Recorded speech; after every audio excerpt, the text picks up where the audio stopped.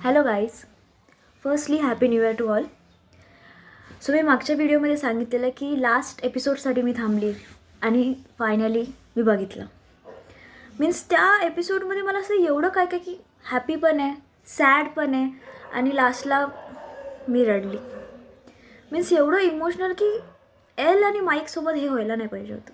की का की असं चांगलं असं कपल जस्ट सगळ्यात मेन स्टीव्ह पडताना असं की जस्ट असं हां बाबा थांब थांब नको पडू नको पडू नको पडू, पण पकडलं. जॉनथननी लास्टली पकडलं त्याला. त्यानंतरचा सीन म्हणजे असे मला 2-3 सीन्स असे वाव वाटलेत खरंच. त्यानंतरचा सीन होता माईक. द वे माईकनी कंट्रोल केलं वेकनाला was superb, literally superb.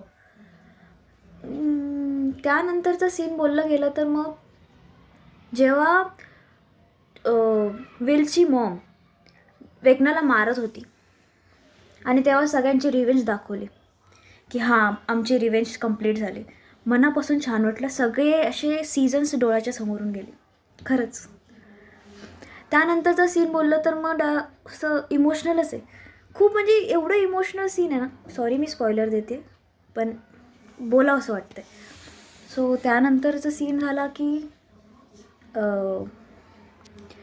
लास्टचा ending जेव्हा सगळे बाहेर निघत होते.